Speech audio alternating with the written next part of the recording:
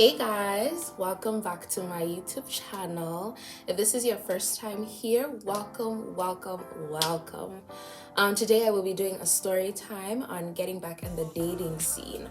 So make sure to like this video, please comment, share. And if you haven't already subscribed, what are you waiting for? Hit that subscribe button, please. Thank you.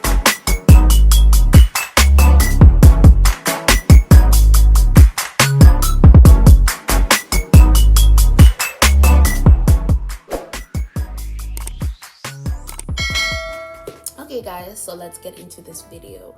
In my last video I shared a life update with you guys, and one of the things I talked about in that video was healing.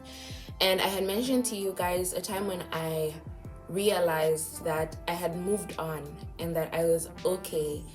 And that was just shortly before my trip back home. And just before that I had a conversation with one of my best friends, Makaya. Makaya actually has a YouTube channel, guys. She has such useful information for international students, especially looking to study in the United States. She has many tips, advice for you guys, and she shares a lot of data. So guys, show my girl some love. And if you're interested in that, definitely make sure to tap on the link. I will put a link up there somewhere, so you can get to access her channel. But yeah, so I had a conversation with Makaya, and one of the things she asked me was, when I go home, if I find somebody that I like, would I get into, and of course it's reciprocated, or would I get into a long distance relationship? And my response to that question was no. Just because I think the logistics of being in a long distance relationship would not work. More especially because yes, I am graduating, hallelujah. But I'm also a pre-med student and I still have medical school to go, plus residency. And that's gonna take me some time here, God willing. And so being in a long distance relationship would not be feasible for me, especially if the person plans to stay back home. I don't know when next I will be back home, and as much as I plan to establish myself there. So yeah, just that dynamic altogether would not make a long distance relationship very feasible for me. So I said no. And so she was like, oh, okay, I understand.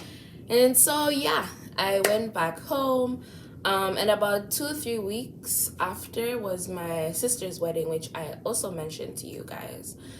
And I was a bridesmaid on her wedding. Yeah, so I only got to meet the entire bridal party the night before the wedding during the final dress rehearsal. And most of the people in the bridal party were people that I didn't know. But one of the groomsmen, we'll call him Musa. Yeah. So one of the groomsmen was friendly to me, at least, had tried to start up conversation, had asked me what it's like to be back home, how I'm feeling about things now. Honestly, when I went home, a lot of things had changed. I haven't been home for 2 years, and there were structures that I found that went there, and I was happy to see the developments that had been made and the changes that were there. But yeah, so I had expressed that to him, and we only chatted for a few minutes really, and yeah, that was that. After the rehearsal, I went to my sister's place because we were having a sleepover. So yeah, went there. I was still taking out my hair. At the time I had butterfly locks in, and I was taking them out because the next day I had to do my hair for the wedding. So yeah, I was taking them out at home, and I heard voices outside, and it was my sister and Musa. Mind you, I hadn't seen Musa's face because we had masks because COVID restrictions. So yeah, so they came to the door, and I was with my aunt in the house. And my aunt hadn't yet met Musa, even though Musa seemed to have been familiar with my sister from before. And so they were meeting for the first time, and Musa like had stepped into the house for like by the door. And my aunt was like, oh yeah, Musa, I've been hearing about you, but I haven't met you before. Now I get to put a face to the name. So Musa then drops his mask, and I look at Musa and I'm like, oh, he was good looking, like he was attractive to me. And I was like, oh, okay, yeah, he looks good. I mean, I had to appreciate that, we're appreciating good creation. Yeah, so I glanced, and I continued taking out my hair, and we waved at each other. And that was that. Musa left. So shortly after, my young sister came, and my older sister joined us as well. And she tells me, she's like, oh, we're together with my aunt and my sister. And she goes like, Faith, Musa was asking about you. He likes you.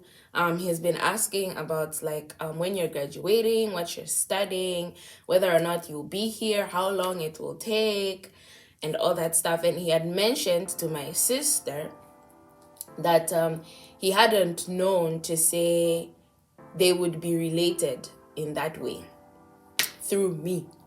And I was just like, okay. In the moment, honestly, it felt good just because I had already acknowledged prior to being home that I had been over the person I was with before, and I was okay. And as much as, yes, I was still on my healing journey, I had reached the point where I could look at somebody else and feel attracted to them, or like recognize somebody and say, oh, yeah, And so, yeah, that was Musa. There was no negotiation. Say, oh, his head looks like what? It was an instant attraction there. And I appreciated that. And I was happy to know that it was reciprocated, even though he didn't know how I felt. Yeah. So, yeah, it was just nice to know, Yeah. It gave me a bit of a confidence boost.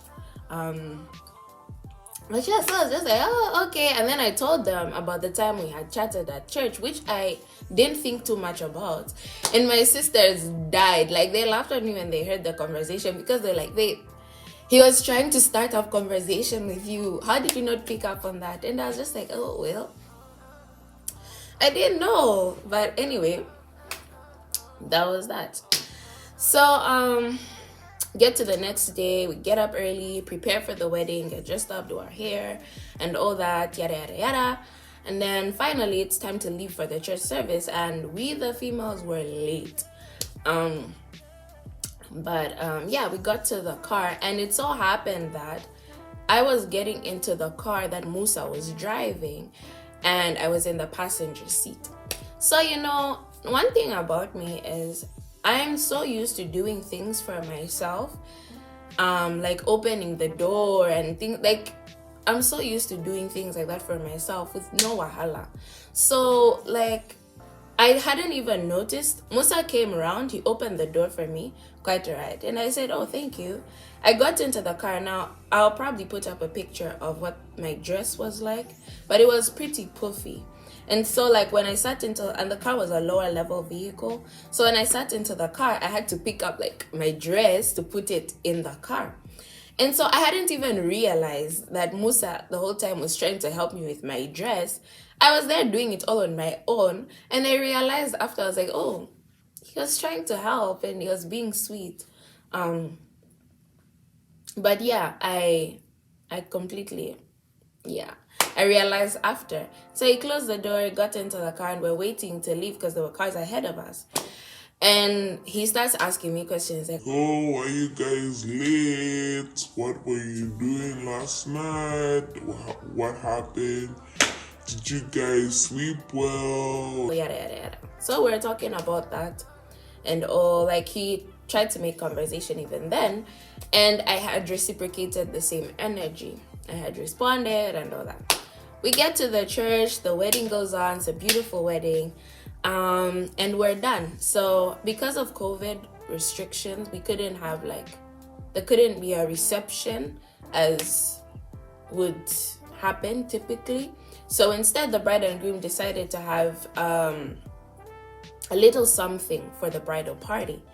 And so we had to leave shortly after the service was done, just to avoid interacting with too many people, especially because the service was done a little later in the day, and the sun was setting soon because of the time of the year. So started getting ready to leave, and my sister had told me like, oh, you're going with this other groomsman for the wedding, and it was somebody I had already known way before the wedding. So I was like, oh, okay, cool. My young sister was coming along, and so I'm heading to the car. It turns out Musa's car and the other groomsman's car were parked next to each other. And so when Musa saw me walking, he had the impression that I was getting back in the car, the same car that came in, only to see me heading to the other one. And he was like going around to open the door for me, the passenger's door for me. But I was like, oh, no. And he was like, oh, you're going into the other car. And I was like, yeah. And he looked so sad. But I was like, yeah, I'm heading into the other car. He was like, oh, okay. Got into the car. I was there feeling myself, I was happy. My sister just got married. And I was there, making videos and whatnot. I was in my own world anyway. And, my young sister is there, and she tells me, she's like, you're here making videos. I'm seeing Musa. Like, Musa keeps looking at you. And whenever he realizes that I'm looking at him, he looks somewhere else, And I was just like, okay. I mean, I'm just here doing my own thing. But, that was happening. Get to the venue for the bridal party thingy, and everything goes well. We're taking photos, and for the most part we're taking photos, and then next it was time to eat. But me and my sister was helping me take pictures, my young sister. And then by the time we got there, the first round of food had already been served and was done. So we had to wait for the second round of food, which honestly didn't take too long. But so they bring the second round of food. They tell us that, we brought the second round of food. So I get up, I go there. Musa rushes to the buffet, and I'm just like, oh, okay. And then my brother tells him to say, she hadn't gotten any food and whatnot, and he was, yeah, of course, you can come in front of me, whatever. Like, his tone completely changed. This was somebody who was like,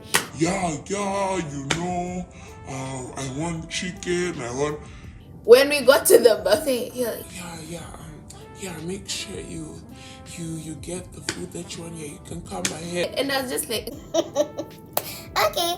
I seized the opportunity, got my food and stuff, and he tried to have a little chit chat. Even then, we talked for a bit, and then I left. Then the event went on, and before we know it, it was time to leave. And so my sister and I were like packing up our stuff, and I saw Musa approaching our end, and he was saying like bye to people and all. And then he came to me and I was like, you didn't even introduce me to your sister. And so I apologized and I introduced them to each other. And then next he was like, oh, okay, I really enjoyed talking to you. It was nice meeting you. And then he's like, I hope you have a good night. And I said, oh yeah, I hope you have a good night as well. Then he goes, I'll hit you up on WhatsApp, yeah? And I was just like, oh, okay, cool. And I left.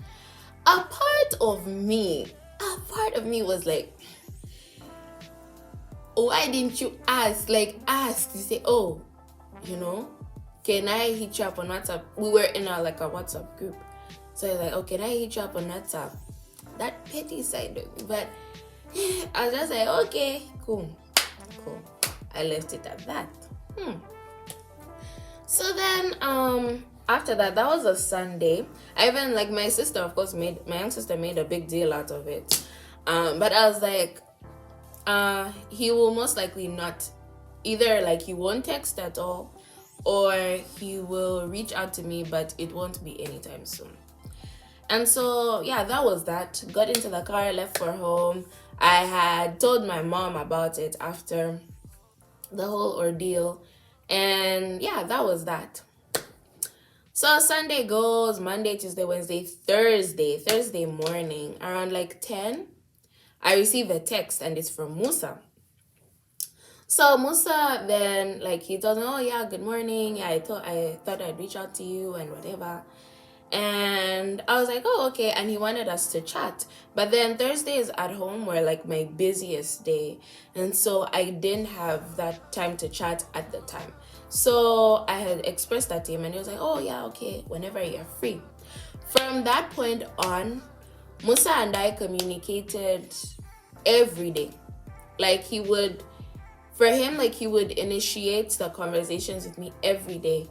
He would text me in the morning, he would text me in the evening, and during that time, we got to we got to know each other. At least the basics. What do you do for a living? What got you to decide that? What are you doing today? What's your plan? Yada yada yada. The usual. But yeah, that was typically us for about a week. A week. And then the next Sunday, I remember I was going to the salon that day. He had texted me in the morning, and he asked me what I was going to be doing that day. And I told him that, oh, I'll be going to the salon and stuff, and I would probably be offline for most of the day. I was still like using my US SIM. It's a long story.